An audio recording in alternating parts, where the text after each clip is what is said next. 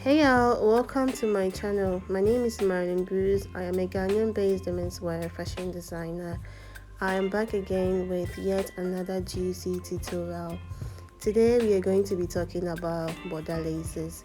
We are going to be working with that as well. If you don't know what it looks like, this is what a border lace looks like. It's a luxurious fabric made with high quality rhinestones and crystal beads. It's heavily beaded, and as a result of that is relatively expensive. So this is what it looks like. Today I'm going to be working with this fabric, and trust me, when you use this fabric on your garment, it takes your garment from like a 60% to 100% in like no time.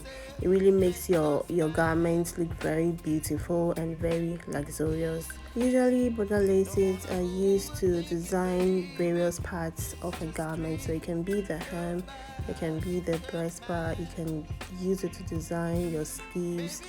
Any way or anywhere you want to achieve a good design, you can usually go for it. So as you can see in the various videos that I've shown you, these are all dresses that I made. You can also use it for the entire dress. As you can see in the video, it looks very nice when you use them. It also comes in different colors, different designs, so you can pick whatever you wish or desire to use.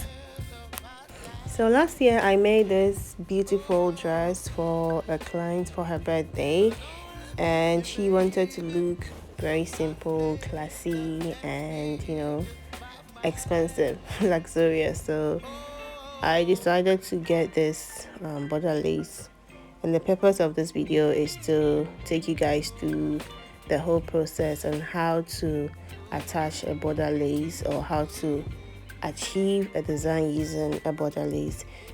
When you're using a border lace, you need to get creative as a designer as well. Even though the designs have already been made in the border lace, you don't just wake up and then place it on your garment. It won't come out nice. So you need to be very strategic, if that's the word, with the placement of the design, because if you don't take care, it won't come out nice. So you're going to take it off pin on pin several times before you're going to get the desired design you're looking for right. So as you can see, that's what I'm doing. And for me, this was a bit challenging because of the neckline of the dress. It wasn't a straight neckline. So as I said, as a designer, you need to be very strategic, and then you also need to get creative in order for you to get a very good design, else your work is not going to look nice. Here, what I'm doing is making sure that the designs on the border lace are sitting at their rightful place, okay, especially the front. So it has to be very symmetrical with the main garment so that it doesn't look tilted or crooked or shifted in any way, because trust me, people are always watching and they are going to definitely see the mistakes. Yeah, so after you are done, you can move on to the back as I'm doing. So I'm just going to make sure that everything stays flat and like there's no air bubbles, there's no space. So this process or this part takes quite some time, because you have to make sure everything is lying flat before you can start your glue work or stitching. So with this particular border lace, it was made with glue. Okay, so some of the border laces are hand stitched, okay, and then there are others that are made with glue, fully glue. So this particular one was made with glue, so I'll be using glue to apply it on the garment. Yeah, like I said, this process takes time. You need a lot of patience and you need to be gentle with the process, and your outcome is definitely going to be awesome. Your style or garments might be different from mine, but trust me, it's the same process. You just follow your design and then you're going to use the same process as I'm doing for yours, and you're going to achieve the same results. So you can just watch what I'm doing closely and you're going to understand. So basically you're just going to follow the lines or the pattern on your garment, and you're just going to place the lace on it exactly. So you just watch what I'm doing and you're going to understand. If there's any need for explanation, I will do that.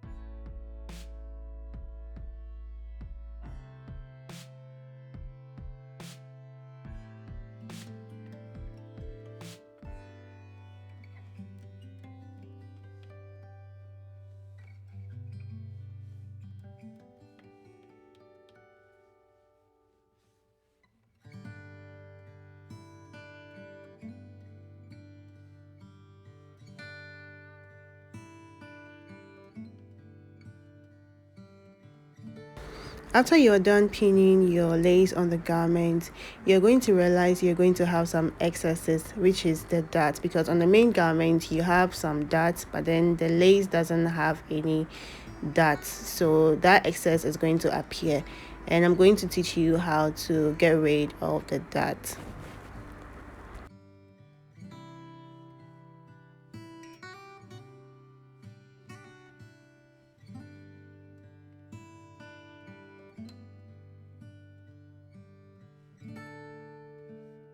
First off, you're going to cut through the excess. So if you can see, I didn't cut through the design. I made sure to cut the net part, okay, because you don't want to destroy or distort your design on the net. Okay, so you're going to pin that down and you're going to take off that excess. Just pay close attention to what I'm doing and you're going to understand. It's a very simple process. Again, as you have cut through the design, you have to make sure you're placing the rest of the design in a way that no one can notice it has been cut. Okay, so that's what I'm doing. I'm just trying to make sure I place the design in a way that it won't be seen. Okay, and you don't want to distort the design in the panel. Okay, yeah.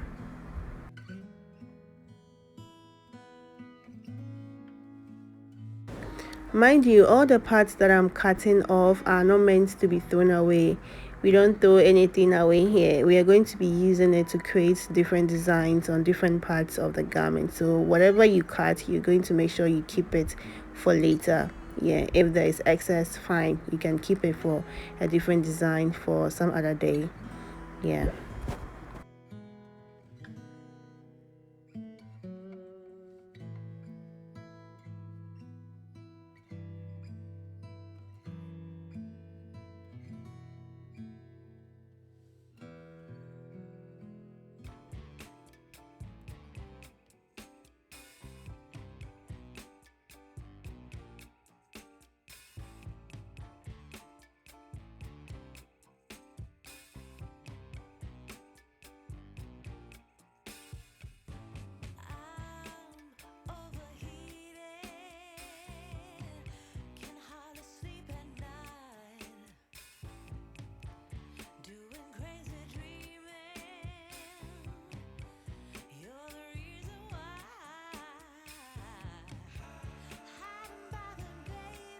So once I was done with one side, I moved on to the next part to make sure I create the exact same design I made for the other part. So you're trying to make sure that everything is symmetric as possible as it can be. So the same process for the first part, you're going to repeat the same thing.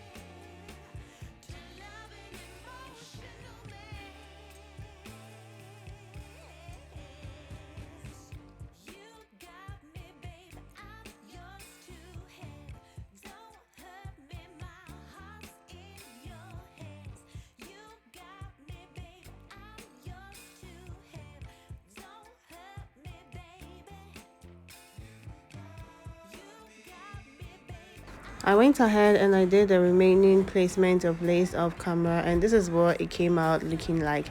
Very glamorous, very beautiful. It just came out how I wanted it, very perfectly looking. So from this stage, you are going to either hand stitch or use glue. Like I said earlier on, I'll be using glue for this project because the border lace naturally comes in a glue-like form. Okay, so what I mean is the lace itself was made with glue. The designs on it, the rhinestones, was made with glue. Let me explain it well. This border lace is a glue made border lace, okay, as compared to the other types that are fully hand beaded. Okay, so with the fully hand beaded ones, you can just go ahead and hand stitch them on the garment without any difficulty. But this particular one, because it was made with glue, the back is a bit hard, so trying to hand stitch this is a little difficult and very challenging because the needle would find it very difficult to pass through it, if that makes sense. So that is why I'm using the glue. Okay, so just in case you wondering why we are using glue instead of hand stitching, this is the major reason.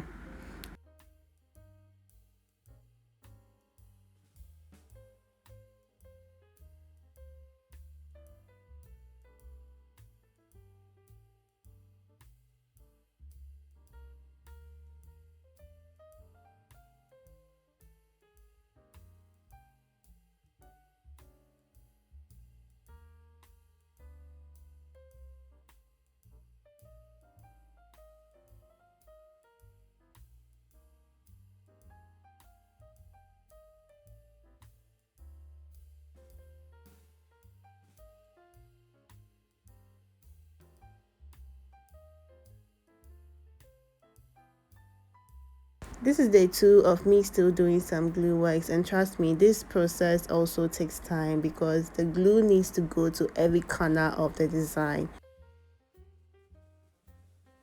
This glue work takes time, but it's a bit faster and convenient as compared to hand stitching. So if glue work should take about 5 to 7 hours, hand stitching should take about double of that, so let's say 15 to 20 hours. That's even if you're fast enough. Okay, I now understand why most people prefer the glue work to the hand stitching, but hand stitching is prone to last long as compared to the glue.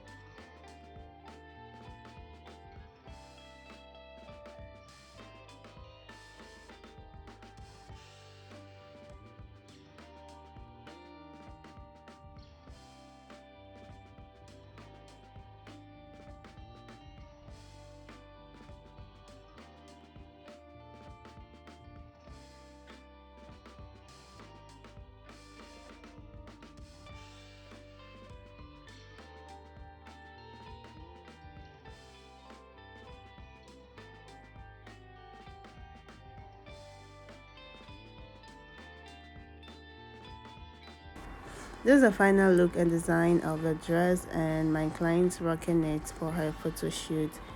Everything looking so perfect, so neat and nice. This brings us to the end of today's tutorial. Let me know if you have any questions, any comments. Please don't forget to like, share, and I'll see you in my next tutorial. In the meantime, thank you for watching. Bye.